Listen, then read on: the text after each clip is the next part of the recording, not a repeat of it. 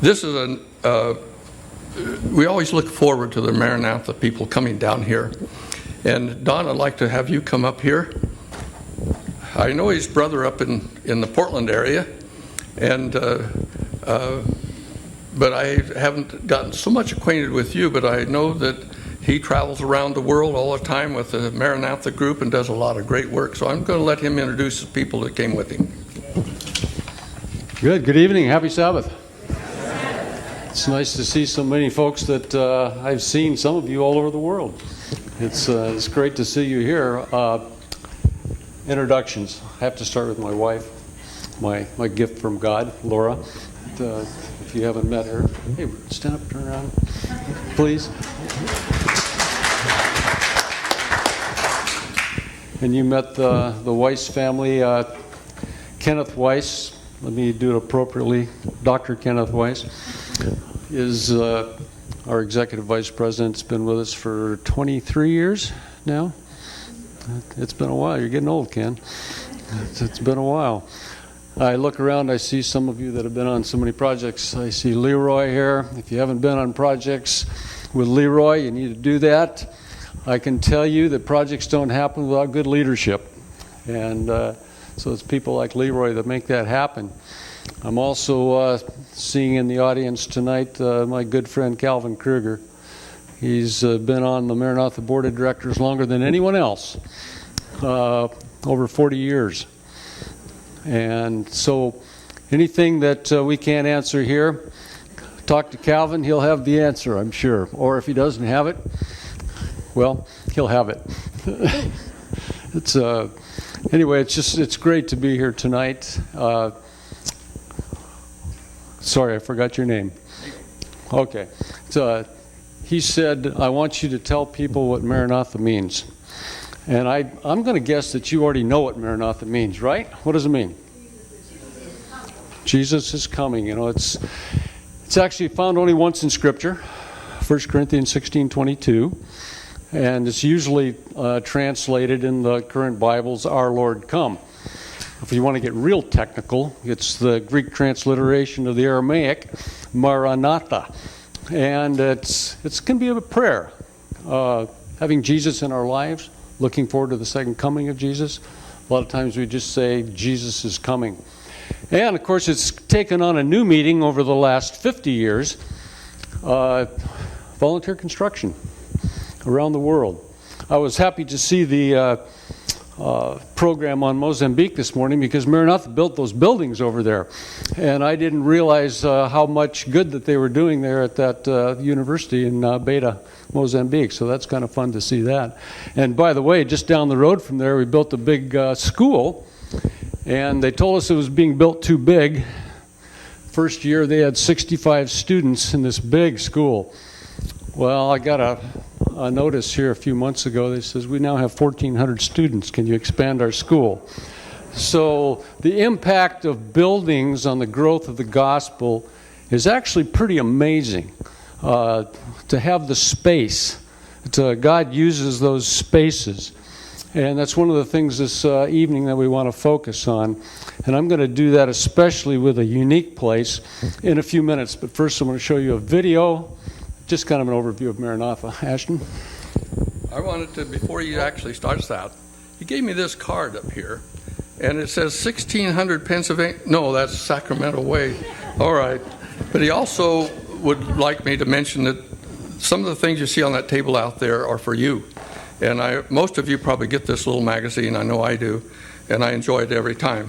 So without further ado, we'll go with you.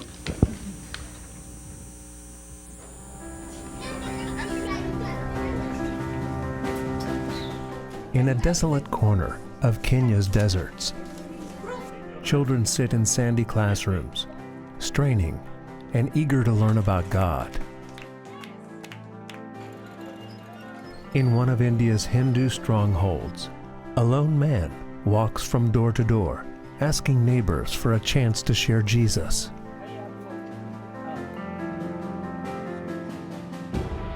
In the dusty yard of a home in Sao Tome, a man turns his broken dream into a place to worship the Lord. These are the stories that make up the mission of Maranatha. They are why we serve. They are the calling.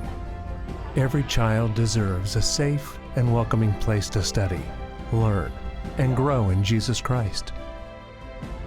Congregations need a church where they can grow community and faith. Everyone has a right to the most basic human need, access to clean water. This is the mission of Maranatha. We have spent the last 5 decades building churches, schools, water wells, and other urgently needed structures in 87 countries around the world. Because we believe that with every block, every desk, every drink of water, we are renewing hearts, sharing Christ, and transforming lives. It is building people. It is the gospel in action. It is Mission Maranatha. This is a present that I got from a tribal chief in northern Kenya last year. I'll tell you about it in a minute. It's, the Bible in Acts 1, verse 8 gives the last words that Jesus spoke before he went to heaven.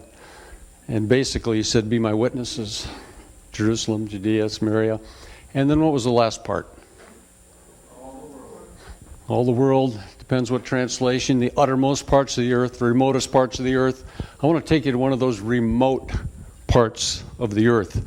I think we have a map, Ashton, of this is that's Africa. We'll get a little closer to what we're talking about. Country of Kenya is a place that Maranatha has been doing a lot of work. We're very active there right now. There's about 1 million Seventh-day Adventists in Kenya right now, and growing rapidly. It's amazing. Up in the north, a little red dot up there is a place called Ileret. It's up on the Ethiopian border, and there's a tribe up there called the Dasanich tribe. I'm sure that you've never heard of them, but there they are.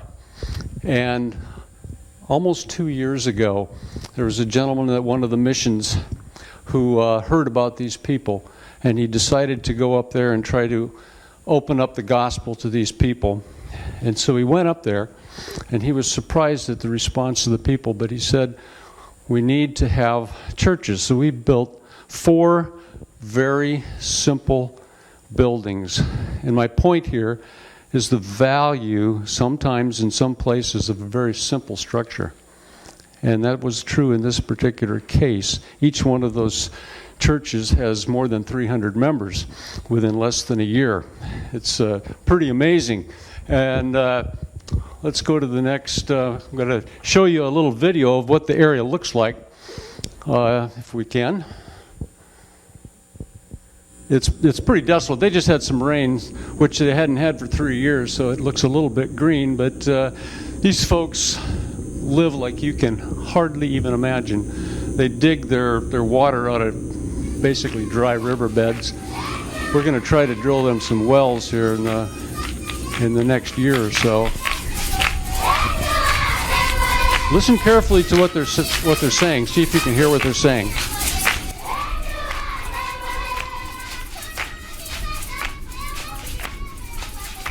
I was trying to hear what they were saying, and so I finally asked the translator.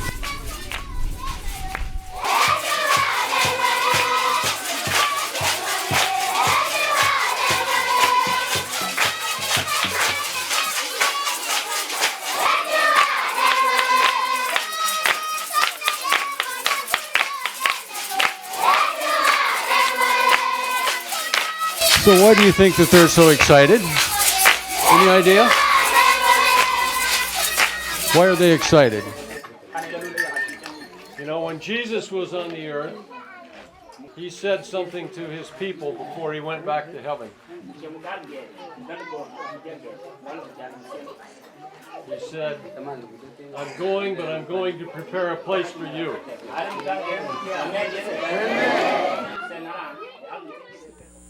Now you may look at them and you may say, what do they know? Well, I can tell you what their song was saying. I was surprised as I asked the translator. He said what they were singing is God is so good and so great. Why?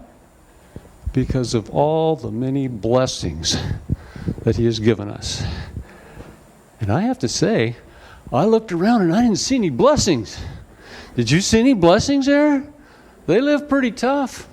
They were excited because God had provided for them this very simple structure that they could come and meet with the new friend of theirs that they hadn't heard of before, the Creator God of the universe. Now these people are going to be in heaven. They're going to be your neighbors. Is that good news?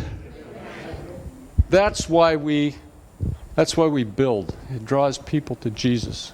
It's one of the things that I was kind of surprised at. In fact, it was actually kind of a unique experience for me. The chiefs in the area get together, and they sit on these stools. This is a chair. Does it look like a chair? Let me show you something else that was kind of surprising to me. This is when they pulled out the knife. There's a knife attached to it. That's kind of nice, right? You should have a knife with your chair. And they said, we want to make you an honorary chief in our Dassanich area. That particular town was called Elbogosh, if you want to call it a town. That area is called Elbogosh. We want to make you a chief in our area, but you need to sit on this chair. I said, well, okay. Well, it's a little tough, but I did it.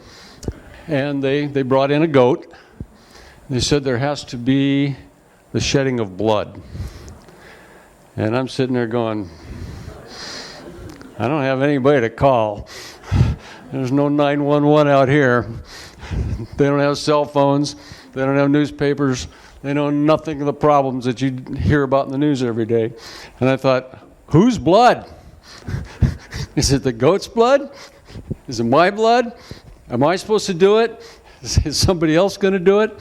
But so it was a little bit of a tense experience for me. But I can tell you that the excitement that these people had for God was contagious. It was powerful. Why? Simple building that drew all of them together into one place. And I'm really hoping that we can figure a way to get them some water, because the way they live for most of their life, they spend most of their time just trying to find water. So we do have a well drilling rig in Kenya. Some of you are familiar with it. And we've been drilling a number of wells. They don't all work, but most of them do. And there's thousands of people that are experiencing fresh water because of this truck, but it's going to be expensive to go way up there to the north part of Kenya and try to drill. Nobody's tried it before. They don't have any wells up there. So we're going to give it a shot and pray for us that to hit water. You know, God can bring water out of a rock. He can bring it out of a desert. So we're hoping that happens up there so these people can have water as well as the water of life.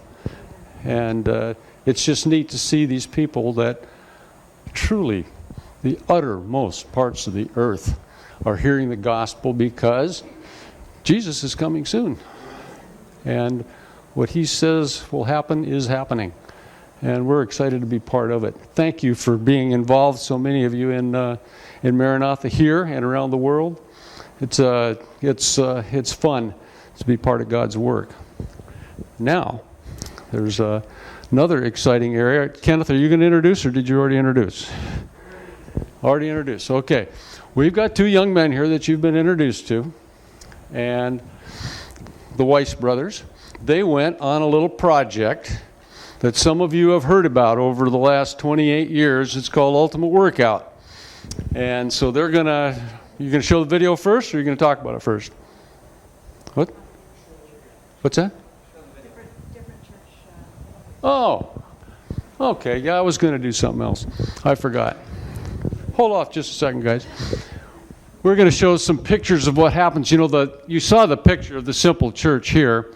That's a simple structure. It's actually very solid, but it's simple, and you can see that they put around it what they had for walls.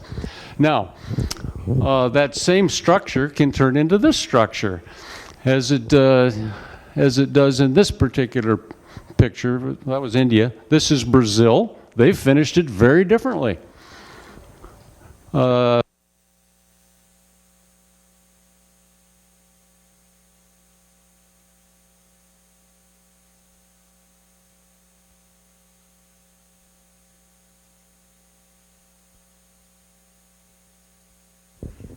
The truth is,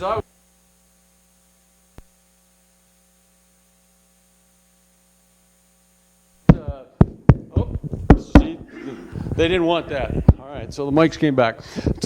This is in Sao Tome. We're building some churches there and a school. It's a small place, very remote, but God is blessing. I think we have a picture of the interior of one of those. Do we? Every one of those churches has baptisms every time you open one up. So that's exciting to see that they can be simple churches, they can be very nice churches. We do all different kinds. The ones here in the United States are very different from the ones around the world. But we try to match the needs in the areas that they ask us to help. Maranatha works very closely with the Seventh-day Adventist Church all over the world. We don't make up a project. We don't say, we're going to do this. We say, what are you asking us to do? What is your need in this particular area?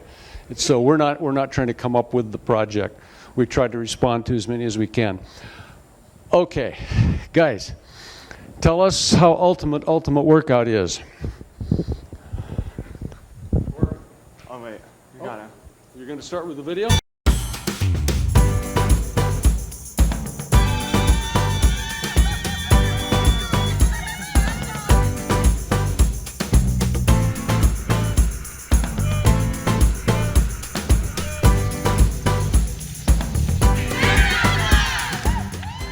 On the surface, the ultimate workout may look like any other mission trip.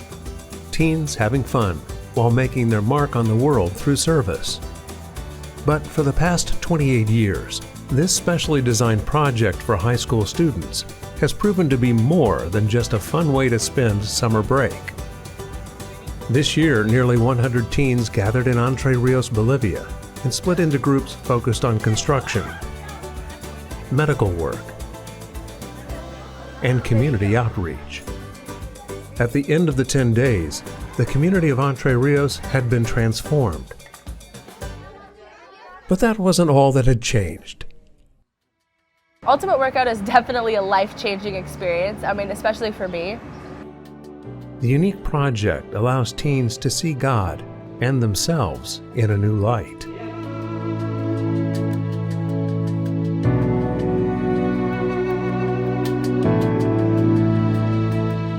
This trip is going to play a part in me getting more involved in my church, maybe stepping up and taking a leadership position. Being able to serve and impact other people really helped me change my own life, and that's something I'll never forget. The special Ultimate Workout environment promotes leadership and fosters personal spiritual transformation, sending teens home inspired and ready to continue impacting the world for Christ.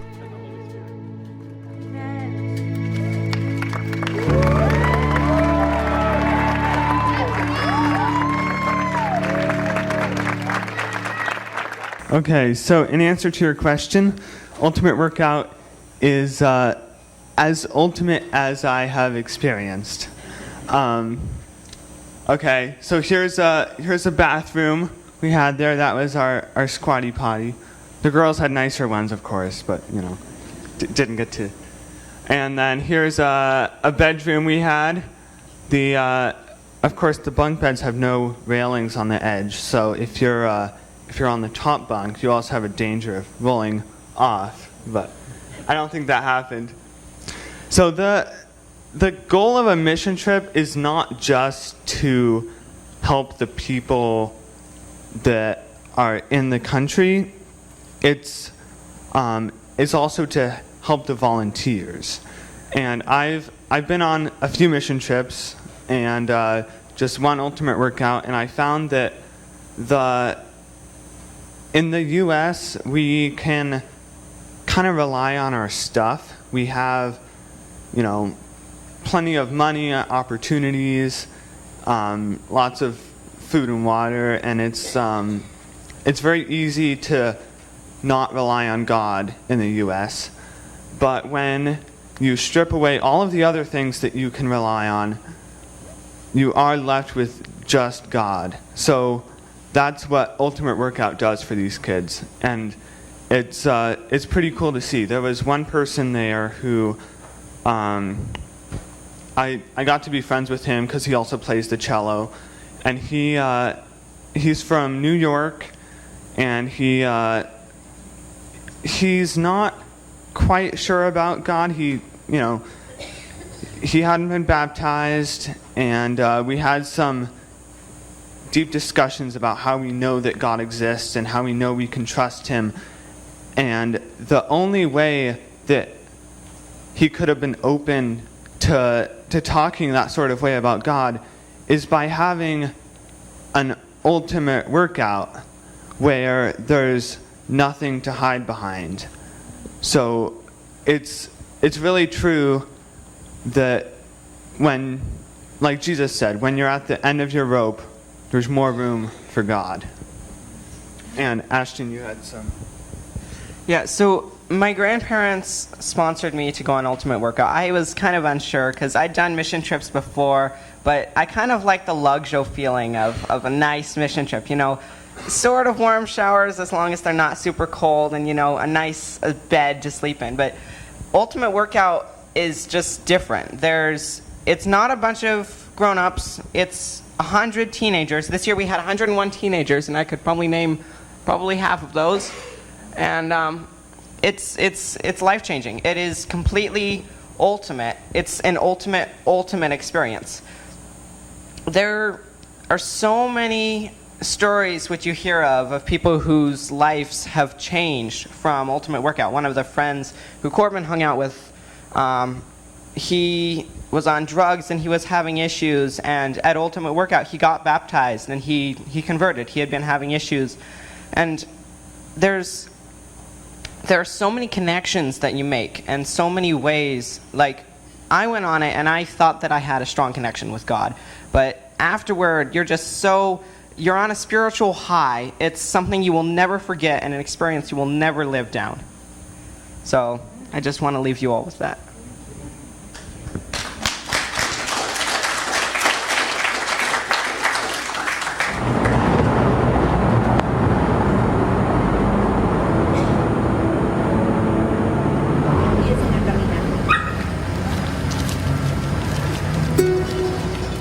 Sonia Faraude and her husband Simon Choque run a machine shop in Chimba, a neighborhood in Cochabamba, Bolivia.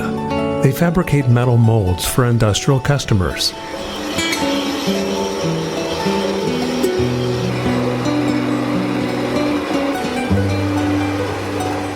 But their real passion lies in molding new churches. For years, Sonia and Simon worked to establish a church in their neighborhood. They created programs for children, vegetarian food fairs, and other services for the community.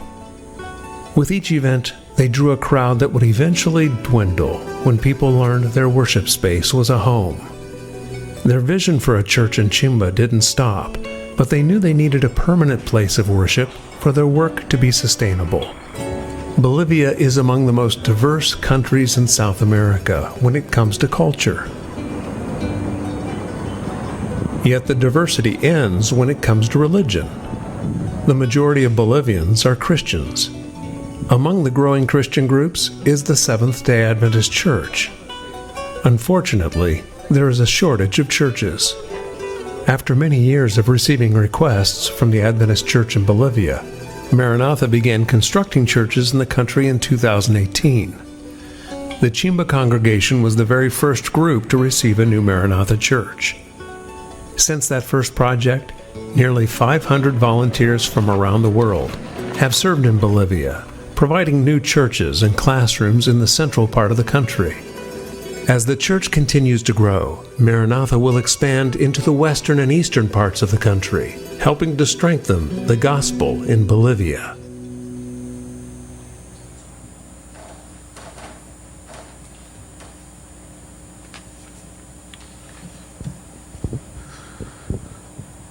So what you're hearing is a lot of the aspects and the pieces of what Maranatha does and where Maranatha works. So, Bolivia. Why would you consider going to a country and having projects there? Well, for me personally, a very easy reason is, both of my boys went there in Ultimate Workout. So it's the impact on the volunteer.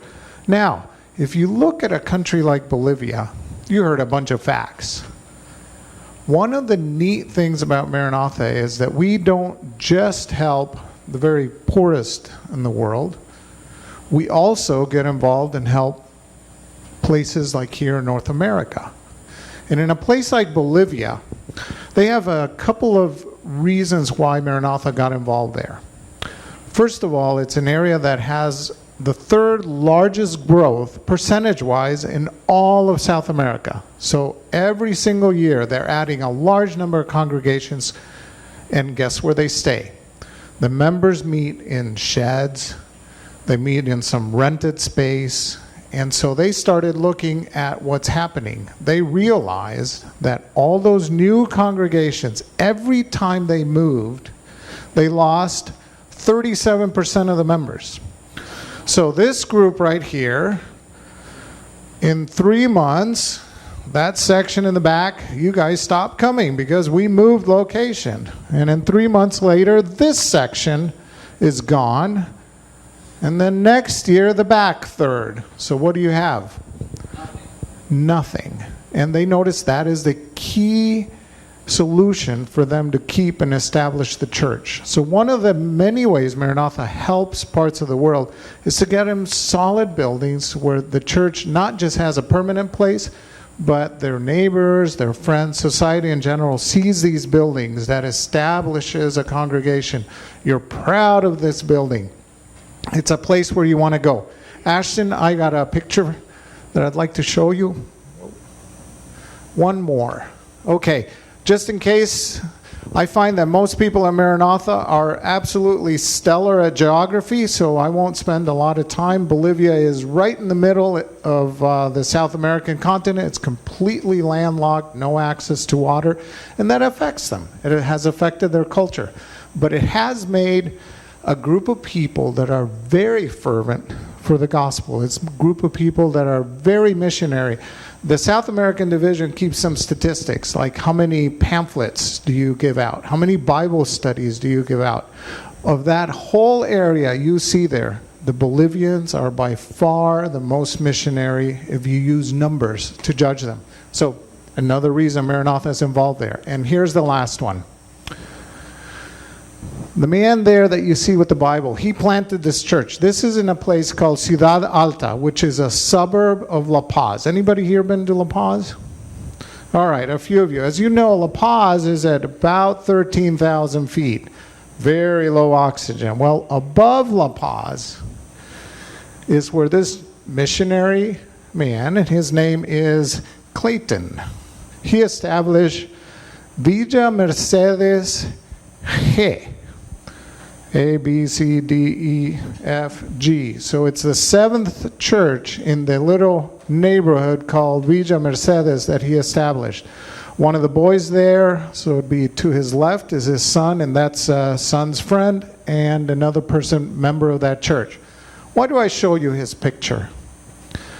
Well, when we took this picture, he stood right in front of me and says, "Can we have a church?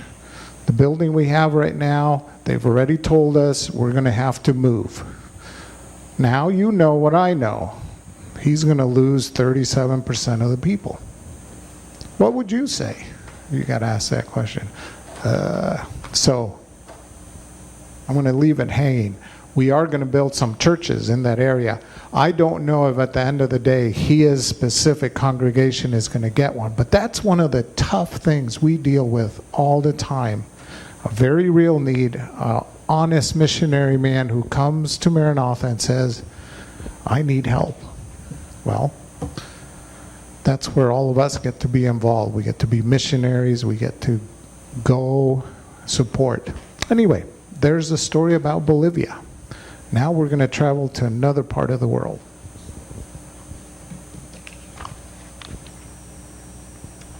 Oh, you are right. We have special music number 2. I forgot because we changed the order. We did one in the middle, one in the front end, and now we'll do one in the middle.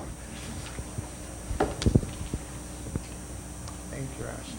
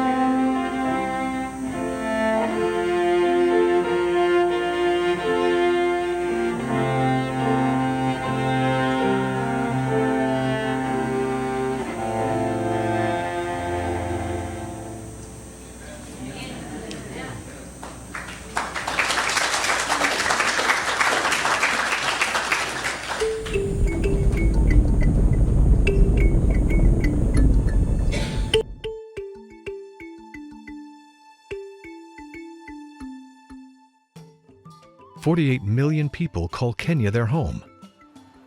Vast numbers live in population centers, urban tangles of humanity common worldwide. Rural Kenyans cover the gamut. Where rain graces the land regularly, you will find corporate agriculture. Many produce and sell their own food products on the roadside or at the local markets. Kenya's arid land is populated with pastoralists who follow the water, settling for a time with their families and animals and, when necessary, moving to the next available source of water. Christianity is reaching this diversity of people as the Seventh-day Adventist community of believers share their faith in a loving Creator and the promise of a more fulfilling life and future. In central Kenya, 12 Adventist secondary schools are key to discipling young people. Kiutini is one of these secondary schools. Located northeast of Nairobi in Meru County, it is the ideal place to give young people a Christian education in a bucolic rural environment. The young people are polite and welcoming.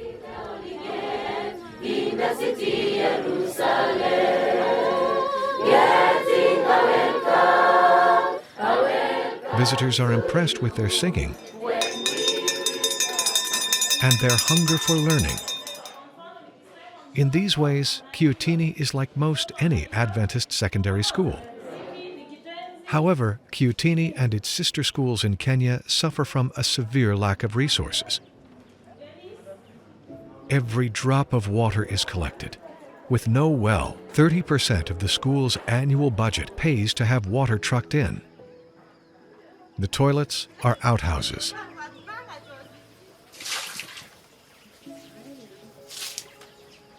The bathrooms, where the youth bathe and clean themselves, are similar to pigsties. Muddy enclosures, complete with bucket and rags. The kitchen runs 24/7, where the simplest of foods are boiled and prepared. The students line up as each meal is served. There is no cafeteria. The kids giggle about being filmed while standing through their breakfast.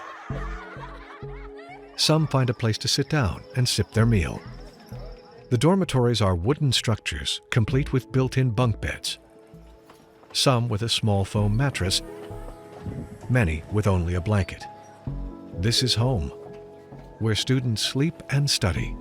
And when a visitor arrives from a faraway land, where they greet him like a rock star.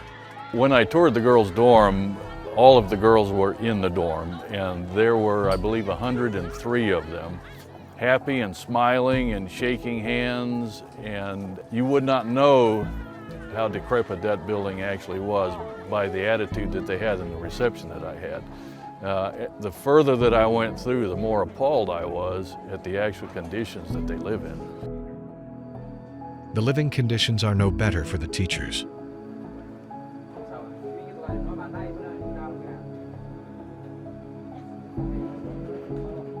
The Seventh-day Adventist Church in Kenya has asked Maranatha Volunteers International to improve schools all over Kenya. Altruistic financial gifts and the generous gift of time and energy bestowed by volunteer labor transforms campuses here in Kenya and, in turn, changes lives forever. Completed in early 2017, renovations to the Upper Hill School are an example of the change Maranatha donors and volunteers bring to a school campus. From this to this. From this to this.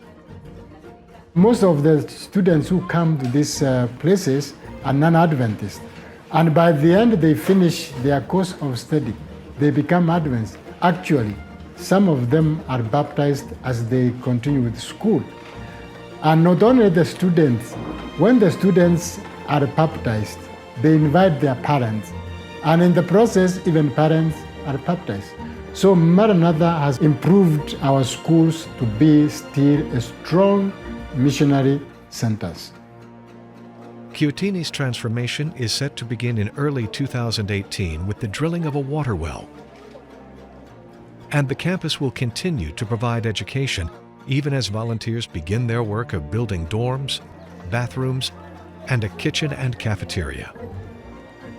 Together, let's improve the opportunities for these young people in rural Kenya.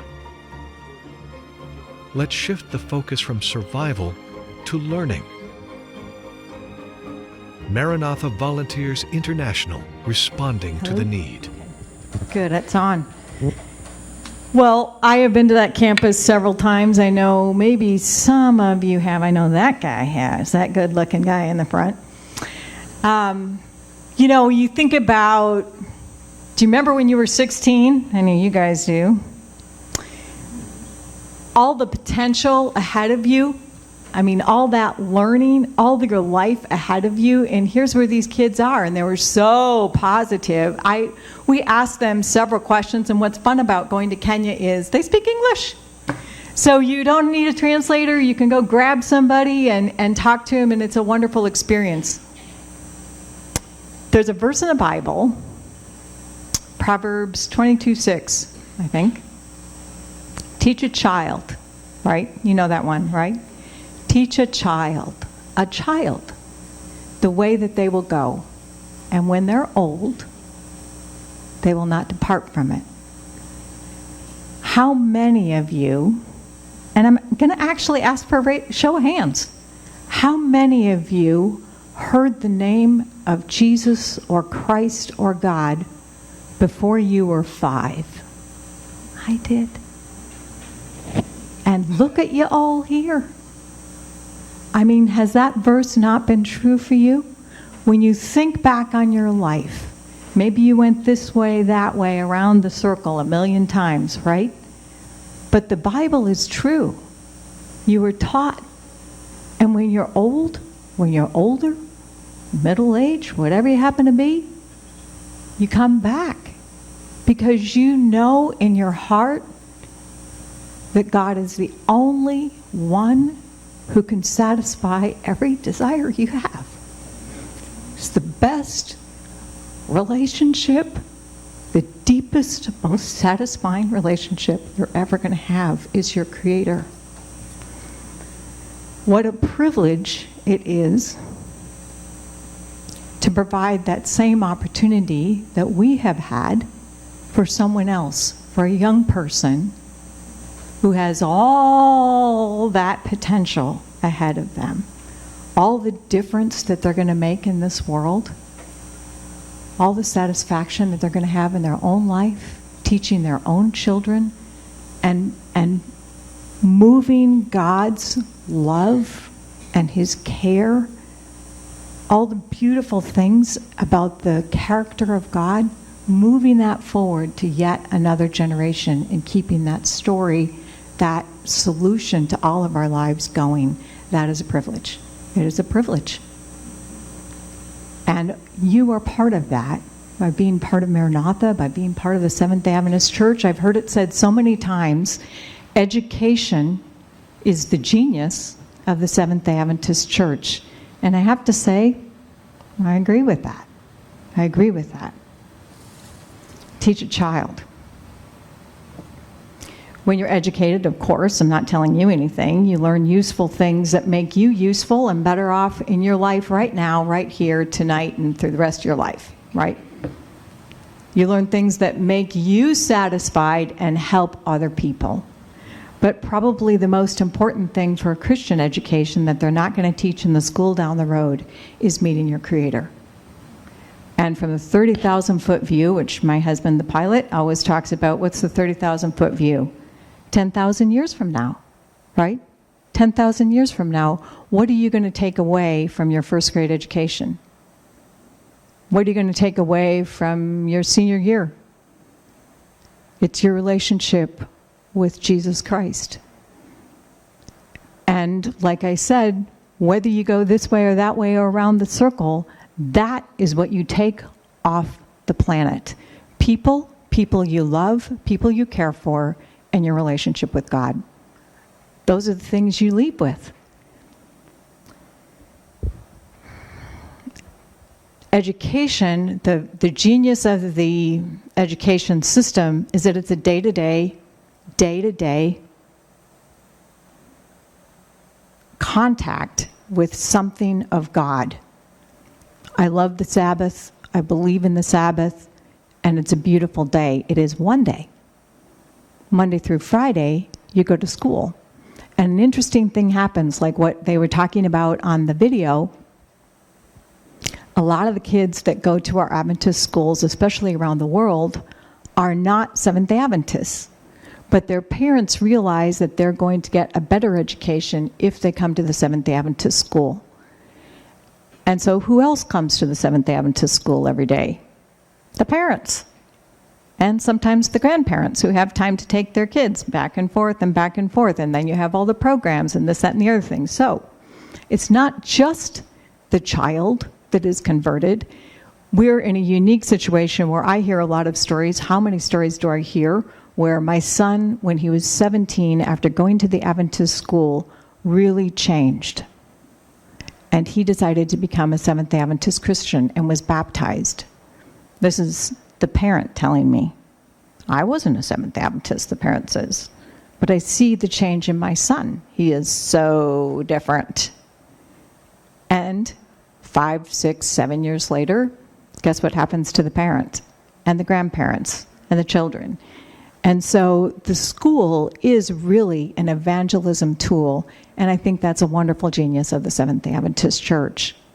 In Panama, just a quick story, the Big View. In Panama, years ago, they asked Maranatha to build, I can't remember, Dawn, how many schools, big schools was it? 5? A few. And they had place for each of these schools. Place here, we want a big school, we want a big school over here. And we do this sort of work. I mean, it's our living, right? So you go out there and you say, well, who's going to go to this school? I mean, where are the Seventh-day Adventist churches around here? Where's your core group of kids? Well, we've got a plan, they said. We've got a plan. Well, how is that going to work? There's no kids around here. Well, they really did have a plan. And they went out in those towns, knocked on every door. I mean, honestly, that would intimidate me. But they did it. They got kids to go to that school. And what happened is you come back 10 years later, there's, in one school that we built, there were 0 Seventh Adventist churches around that school. And we were wondering, why are you doing that? Now there's over 30 Seventh-day Adventist churches right around that school. Why? Why? It's so obvious, right? You don't have to have a degree in statistics to understand that. It's the school, it's the parent, it's the family that brings you into the family. And so we're proud to be a part of that, and I just want to thank you for your commitment to Seventh-day Adventist education.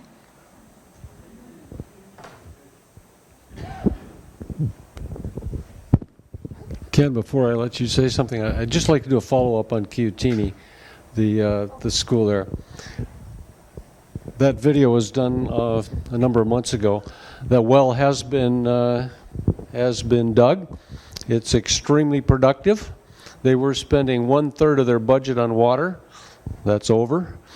They have water, and they'll be giving it to the community around. So that's positive. There's one of the dorms and the restroom showers are complete, and the girls are living in them. And we're building another one for the girls and two for the boys. The cafeteria's coming, and next year, guys, ultimate workout for the first time going to Africa. We're going to go to the Chiutini campus. What a great impact for those kids going down there. So that campus is on its way. It's going to be really positive and impactful, Ken.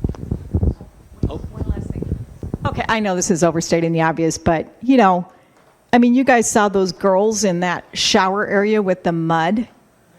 I mean, I've been in there. I'm just like, really? You've got to be kidding me. It's like, it's outside. I mean, it's terrible.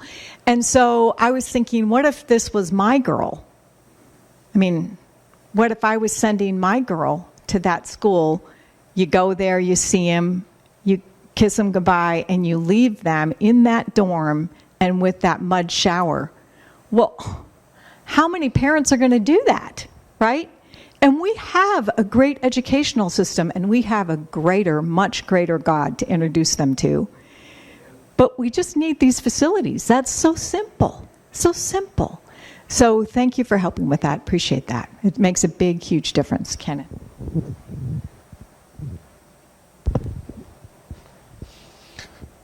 With an audience like this, you wonder, well, I don't know how much more I can tell you to get involved. Most of you probably already know, and some of you have been on dozens, scores, maybe 50, maybe 100 projects. So that's one way to get involved. Some of you I know are sponsoring the second and the third generation, like Ashton and Corbin, to go on projects. That's how his grandparents are doing it. They can't go anymore, so they're saying, okay, You need to get an injection. Now, there's another interesting way to get involved, and that is through your prayers and your influence. I'm going to tell you something that I just learned before the program started. Herb Larson, where are you? There you are. Why don't you stand up for a second? No, come on, just do it. Do it for me. Okay, this is Herb. Anybody else here worked on Yellowknife? Anybody know what Yellowknife is? All right, very good. Well, Herb was involved in Yellowknife. There's not a lot of guys left. Well, yes, big applause. That project, go ahead, yes, helped establish an organization that now is key to the growth of the Seventh-day Adventist Church. So someday, when we're all having some wonderful event in heaven, people will ask you, what were you involved with? What did you do? How did you help spread this gospel? How did you help accelerate Jesus' return? God has already decided when it's going to happen. So it's one of those interesting things. Our role really is to just get involved. So, pray for Maranatha. We need it. I'll tell you, we are involved in some major battles of the great controversy. I can't tell you a lot of the stories, and most of them we don't even know. But the challenges are constant. We have people challenges. There are shipping challenges. Leroy, tell me you do a project and there's no challenges. You were in my office 3 weeks ago, 4 weeks ago, whenever it was, and you said, I got one project and I got 6 examples of answered prayers. We love those stories. All of you are an answer to prayer. You know why? Because every time you go on a project, that congregation has been praying for you to go, or those kids have been praying for a school. And if they haven't been praying, it doesn't matter. God's using you anyway because He's got a plan. Funding. Funding is key. We're in the process of doing budgets for this year. We haven't decided what the budgets are going to be, but we're going to select a number of projects based on requests. We don't have any of the money in the bank account. You just go and you do it. So I've been there 23 years. Don's been there a few more years. Calvin, you've sat around on the board and voted budgets. There's nothing ever there. How many times has Maranatha gone bankrupt because there's no money?